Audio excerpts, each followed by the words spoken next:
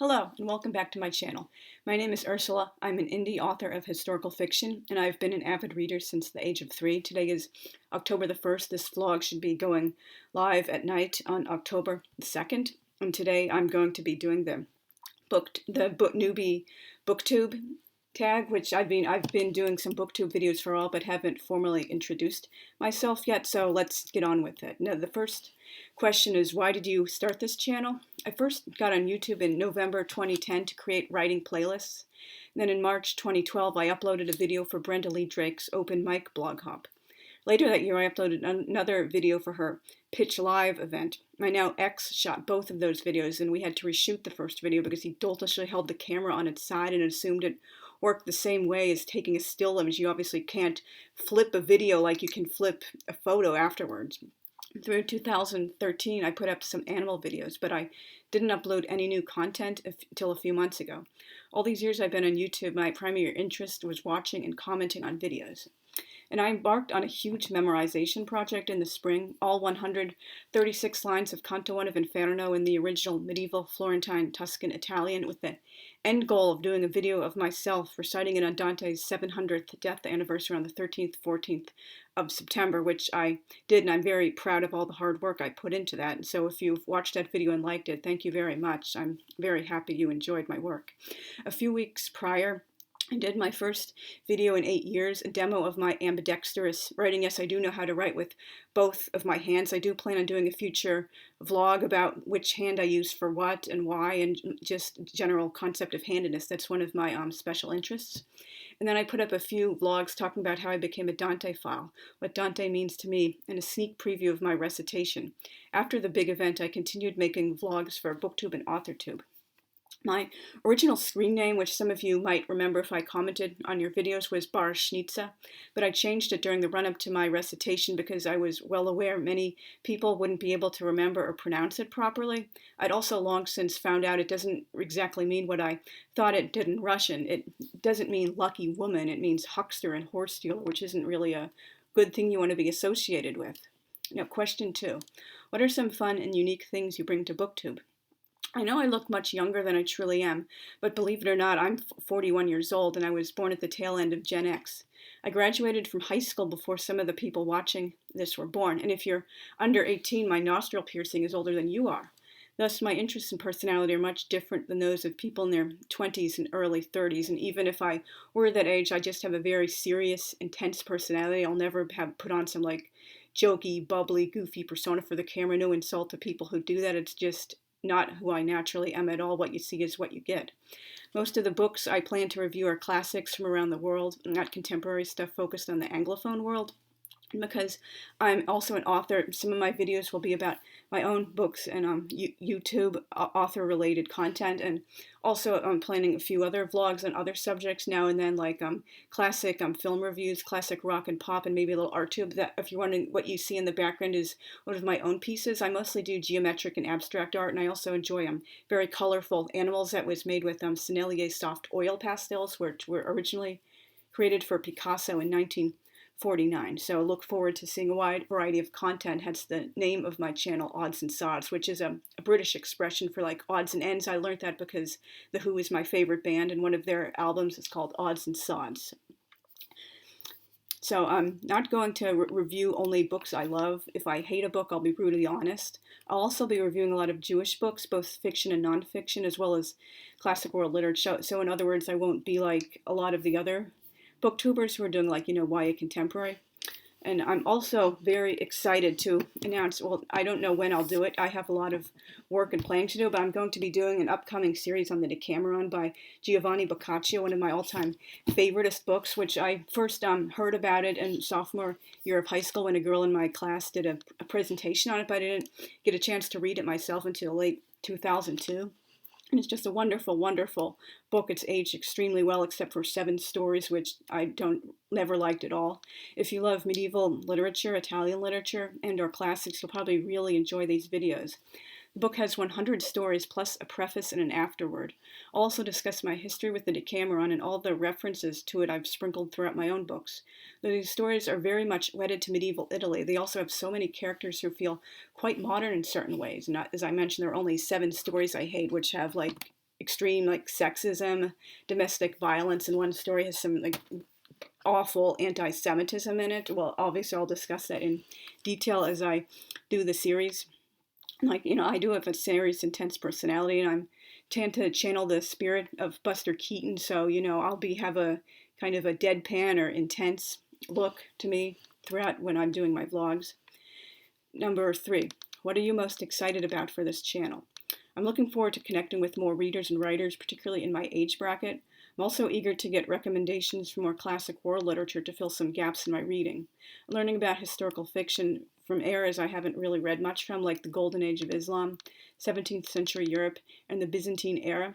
Regularly speaking in front of the camera will improve my confidence too, and prepare me for doing author events at bookstores and libraries, because I haven't done really much public speaking except for like giving presentations and papers when I've been in school, and that's been a while now since I last had to do that. And even when I had to do that for my classes, I was nervous that it's not something that comes naturally. I'm just, a quiet, generally introverted person.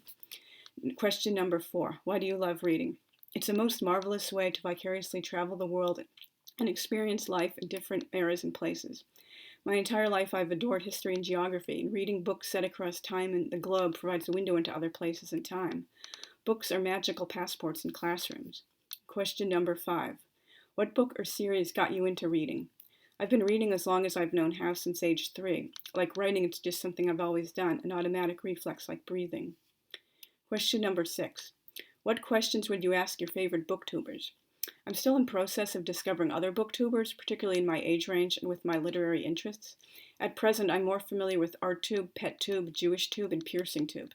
Anyway, I'd ask my current favorite booktubers who their favorite authors and books are, and how they fell in love with them, how they choose which books to review, and how they curate their shelves. Question number 7. What challenges in starting a BookTube channel do you think will be the hardest to overcome?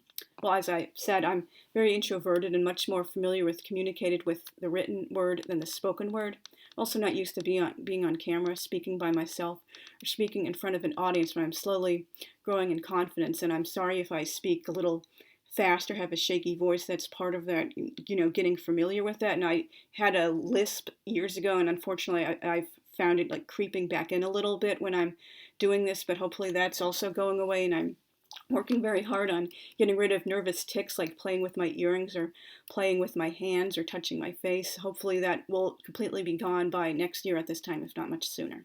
And when I make videos, I try to remember the famous simple advice of my favorite male actor of the sound era, James Cagney.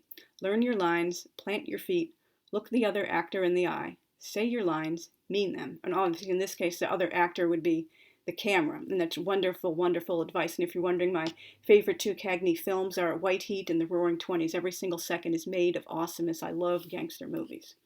And as I mentioned, I'm in an older age range than many booktubers, and I prefer classic world lit instead of contemporary YA. And I know that it would make me unpopular within this niche, because a lot of people are only looking for the popular mainstream stuff. But I do know there are some other YouTubers in these demographics, as well as people who are looking for that type of content, so the same old yet again. So maybe that could work a little bit to my advantage. I'm also, regarding editing, I'm sorry if my videos seem very basic and boring, but I'm in a bit of a catch-22 regarding my ability to edit my vlogs. At the moment, I have to shoot in QuickTime, and if I need to trim anything out of the middle, I will use the YouTube editor after the fact, which means I would have to schedule it for a future time and then edit it then, so it doesn't go live with a long, stupid, boring pause in the middle. My computer cannot install iMovie until I update the operating system, and I can't update the operating system till I free up more space, and I've been trying very hard to move things to my external hard drive to do this, but it's still not enough yet, so I may very well be unable to use real editing software until I have a new computer. Thus, I won't be able to insert any images or text or other fancy tricks for the foreseeable future, and I can't pause in the middle of a recording either, but I do plan to get a new computer by next year at this time, because I will be moving overseas, hopefully over the summer, maybe into the early autumn, and I will definitely need a new computer before I do that, so hopefully I will eventually have more fancily edited videos, so look forward to that. Question number 8. When did you start reading? I had hyperlexia at 3 years old, and the first book I read, though not all the way through at that age, was Grimm's Fairy Tales. Hyperlexia, for those who don't know, is advanced, full-blown reading at a very young age. Like, it can happen as young as a year and a half old, although I call BS on the claims of these child prodigies whose parents claim they were reading at all of 6 months. That's completely bogus and would not happen. I would think about a year and a half is the youngest, believably realistic age a child could learn to read. Children with hyperlexia read several grade levels above their peers, and they often graduate to adult books early. That was true for me. I obviously read a few adult books required for my English classes. I began reading adult books on my own when I was 14 and discovered Hermann Hesse's Damien among my father's old books that were in the shelves in my room, and I pretty much never looked back. I didn't really read many books intended for teens at all from that point onward. It was all just, classic world adult literature. I kept reading a secret from my parents and pretended I was looking at the pictures in Grimm's fairy tales when they walked in on me reading. All these years later, I don't remember why I didn't want them to know right away. My mother suspected for some time I could read, and one day when I was acting wild in the car, she calmed me down by telling me to quickly read something on a billboard. I did, and then grew really quiet, knowing I was busted. When we got home, she tested me with a lot of books, including adult ones, to make sure I hadn't just memorized words and stories I was familiar with. I read everything perfectly, even very difficult, complex sentences, and when I started junior high school, I was skipped a year ahead, not skipping a grade, but just in the English level. So I started English 8 at the honors level in 7th grade and so on and so forth. If I had stayed in Albany, New York, instead of moving back to Pennsylvania, which is a very long, unfortunate story I can detail in another vlog, I would have had classic world literature my junior year of high school instead. And so, I've been reading at a higher advanced level pretty much my entire life. That's just my normal to me. I generally don't read, books at like a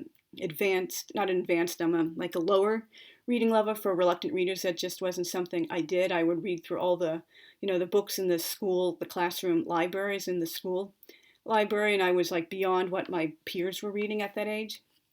Question number 9. Where do you read? Everywhere but the car, since I have a long history of motion sickness. Even if I preemptively fill my mouth with ginger candy to prevent nausea, I don't want to risk reading in a moving vehicle. When I lived in Albany, I loved reading by Buckingham Pond and the upper-level concourse and the big fountain on the SUNY campus. I spent many a Shabbos, the Jewish Sabbath, there, when the Shabbos ends really, really late, so I would spend hours and hours just, reading up there, or sometimes walking around, or sometimes I would go to the SUNY library and find a carol to read there. Once I also spent a lovely long Shabbos afternoon reading at a cemetery in Guilderland, beside the 18th century grave of Simon John Veeder. If I remember correctly, that's the oldest grave in the cemetery, or at least among the very oldest. My favorite graves are from the 17th and 18th centuries, since they have those distinctive curves on the top sides. Even when I approach from behind, I know it's very old. I love cemeteries. I've done a lot of volunteer work for Find a Grave, with taking pictures, adding internments, and writing biographies for famous people. I can also possibly do a future vlog on that. Final question, number 10. What kinds of books do you like to read? Well, as I've been mentioning, my great literary love is classic world literature, which means most of the books I read are over 50 years old, if not at least 100, and frequently weren't written in English. My favorites are Russian, German, and English literature, and I'm also very eager to read more literature from Japan, China, India, Korea, and Latin America. And speaking of India, I am planning an upcoming future vlog on Devi Vanamali's book, The Play of God. I read it in the summer of 2002. It's about the life of Krishna. It's wonderfully inspired me, hugely influential. I can get to that then, but it's just a wonderful, wonderful, wonderful story. Another interest of mine is Jewish literature. Inspired by Dara Horn's new essay collection, the provocatively titled People Love Dead Jews, which points out the sobering fact that more people can name 3 death camps than 3 Yiddish writers, I'm particularly interested in resuming my education in Yiddish literature, as well as Hebrew literature, and if I could find any Ladino books. If you don't know, Ladino is Judeo-Spanish. It's written in Hebrew, but it's very, very similar to Spanish, and there are also a number of other Jewish languages that develop, Judeo-Italian, Judeo-Arabic, Judeo-Provençal, and hopefully I can find some things in those languages. I did pick these up recently at the local used bookstore. I'm very excited to read them. I last read Mr. Singer in the late 90s. I would think I was in my late teens. Shadows on the Hudson, which I would also recommend. And I also picked up this recently. I would consider Sholem Aleichem one of my top 10 favorite writers. I've read a lot of his books. He's very wonderful. Highly recommend him. He wrote all short stories, I believe, except for like maybe a few like novels here and there, and many of his stories were for children. I also adore historical fiction, particularly doorstoppers of at least 500 pages, spanning many years and with big ensemble casts. Think Herman Wouk, Leon Uris, James Michener. I don't understand why so many historical these days are called sweeping sagas when they're all 350 pages. Like, how do you fully tell a story spanning many years and many places with many characters with such a small word count? A historical only works at that short length if it's set over a few months or a single year and the focus is on only one or two characters. And some of the books I'm reading right now, I'll show you. I'm also, first of all, I'm participating in the Baylor College's sponsored 100 Days of Dante. I reread the Commedia earlier this year in the Mark Musa translation, but I'm very eager to read it again with this like big international reading group. Hopefully the Durling Martinez translations of Purgatorio and Paradiso will be at a more reasonable price by the time we get to those, because they're super expensive. And I also got these Jewish historicals at the library recently. I'm looking forward very much to reading them. And this book, as I was like, it's the kind of doorstopper I love. It's written in German, but by a Georgian woman, a historical saga about, set in the Russian Empire and Georgia in those days. So I'm really, really excited to read some of these historicals.